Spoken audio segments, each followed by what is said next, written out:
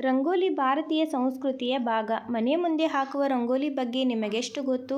ರಂಗೋಲಿ ಹಿಂದೂ ಸಂಪ್ರದಾಯದ ಒಂದು ಭಾಗವಾಗಿದೆ. ಭಾರತೀಯ ಸಂಸ್ಕೃತಿಯಲ್ಲಿ ರಂಗೋಲಿಗೆ ಪ್ರಮುಖ ಸ್ಥಾನವಿದೆ.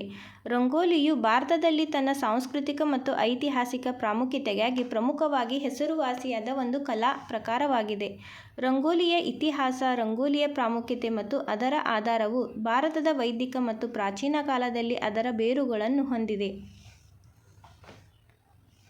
ಇದು ಭಾರತೀಯ ಜೀವನದ ಅವಿಭಾಜ್ಯ ಅಂಗವಾಗಿದೆ. ಆದ್ದರಿಂದ ಈ ಸುಂದರವಾದ ಮತ್ತು ಆಕರ್ಷಕವಾದ ಕಲಾ ಪ್ರಕಾರವಿಲ್ಲದೆ ಯಾವುದೇ ಹಬ್ಬ ಅಥವಾ ಪ್ರಮುಖ ಜೀವನ ಸಂದರ್ಭಗಳು ನಡೆಯುವುದಿಲ್ಲ.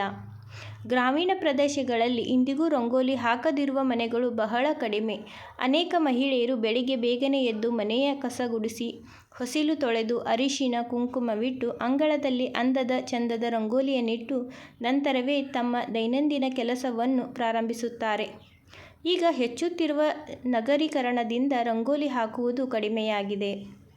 ರಂಗೋಲಿಗೆ ಇರುವ ಮಹತ್ವವೇ ಅಂಥದ್ದು. ರಂಗೋಲಿ ಯಾವಾಗ ಹುಟ್ಟಿತು ಎಂಬುದಕ್ಕೆ ಸರಿಯಾದ ಪುರಾವೆಗಳಿಲ್ಲದಿರಬಹುದು. ಆದರೆ ಕೆಲವು ಕಥೆಗಳು ಚಾಲ್ತಿಯಲ್ಲಿವೆ. ಒಂದು ಕಥೆ ಈಗಲೂ ಹರಿದಾಡುತ್ತಿದೆ. ಅನೇಕ ಯುಗಗಳ ಹಿಂದೆ ರಾಜರುಗಳಿದ್ದರು. ಆತನಿಗೆ ಒಬ್ಬ ಮಗ, ಪ್ರೀತಿಯ ಮಗ, ಕಾಯಿಲೆಯಿಂದ ಸಾವನ್ನಪ್ಪಿದ್ದ. ಇದರೊಂದಿಗೆ ಗುರುಗಳು ದುಃಖದಲ್ಲಿ ಮುಳುಗಿದ್ದರು. ಆ ಮಗನ ದುಃಖದಲ್ಲಿ ಅವನು ಬ್ರಹ್ಮದೇವರಿಗಾಗಿ ತಪಸ್ಸು ಮಾಡಿದನು.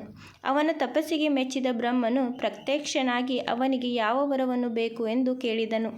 ಗುರುಗಳು ತಮ್ಮ ಮಗನನ್ನು ಬದುಕಿಸುವಂತೆ ಕೇಳಿಕೊಂಡರು. ಬ್ರಹ್ಮದೇವನು, ನೀನು ಸೇರಿದಂತೆ ನಿನ್ನ ರಾಜ್ಯದಲ್ಲಿರುವ ಜನರೆಲ್ಲರಿಗೂ ಮುಂಜಾನೆ ಬೇಗನೆ ಎದ್ದು ಮನೆ ಕಸ ಗುಡಿಸಿ ಸ್ವಚ್ಛಗೊಳಿಸಿ ಮತ್ತು ಮನೆಯ ಮುಂದೆ ರಂಗೋಲಿ ಹಾಕಲು ಆದೇಶಿಸಿದನು. ರಾಜ್ಯವನ್ನು ಆಳುತ್ತಿದ್ದ ರಾಜನಿಗೆ ಗುರುಗಳು ಅದನ್ನೆಲ್ಲ ಹೇಳಿದರು. ಗುರುಗಳು ಹೇಳಿದಂತೆಯೇ ಮಾಡುವಂತೆ ರಾಜನು ಎಲ್ಲ ಜನರಿಗೆ ಆದೇಶಿಸಿದನು. ಎಲ್ಲ ಜನರು ಹೊಸಿಲು ತೊಳೆದು ಪೂಜೆ ಮಾಡಿ ಮನೆಯ ಮುಂದೆ ರಂಗೋಲಿ ಹಾಕಿದರು. ಗುರುಗಳ ಮನೆಯ ಮುಂದೆ ಆ ಮಗನ ಆಕಾರದಲ್ಲಿ ರಂಗೋಲಿಯನ್ನಿಟ್ಟರು.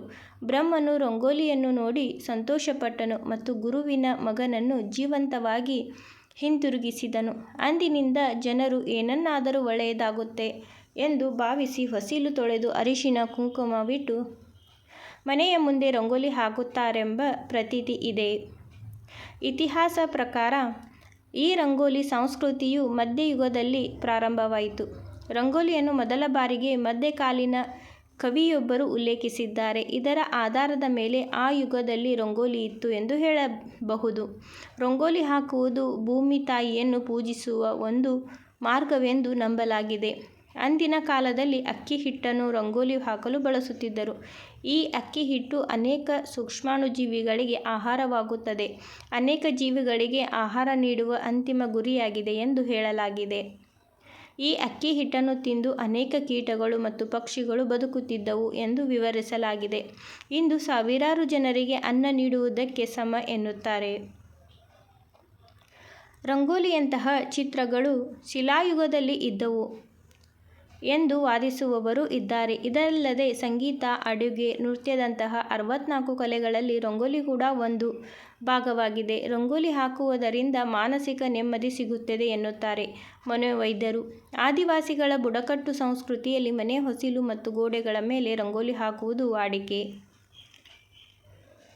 ಸಿಂಧೂ ಮತ್ತು ಹರಪ್ಪ ನಾಗರಿಕತೆಯಲ್ಲಿ ಅನೇಕ ವಿನ್ಯಾಸಗಳು ಹಿಂದಿನ ನಾಗರಿಕತೆಗಳು ವಿವಿಧ ರೂಪಗಳಲ್ಲಿ ಇಂತಹ ವಿನ್ಯಾಸಗಳನ್ನು ಬಳಸಿದ್ದವು ಎಂಬುದಕ್ಕೆ ಪುರಾವೆಗಳನ್ನು ಬದಲಾಯಿಸಲಾಗಿದೆ. ಕೆಲವು ತಾಲಿಸ್ಮಿಕ್ ಶಕ್ತಿಗಳನ್ನು ಸಂಕೇತಿಸಿದರೆ, ಯಾವುದೇ ನಕಾರಾತ್ಮಕ ಶಕ್ತಿಗಳಿಂದ ಮನೆಗಳು ಮತ್ತು ಹಳ್ಳಿಗಳಿಗೆ ರಕ್ಷಣೆ ರೂಪವನ್ನು ಪಡೆಯಲಾಗಿದೆ. ಹಾಗಾಗಿ ರಂಗೋಲಿ ಇದು ನಿನ್ನೆಯದಲ್ಲ. ಶಿಲಾಯುಗ ಮತ್ತು ಮಧ್ಯಯುಗದಲ್ಲೂ ರಂಗೋಲಿಯು ನಮ್ಮ ಜೀವನದ ವಿಧಾನದ ಭಾಗವಾಗಿದೆ.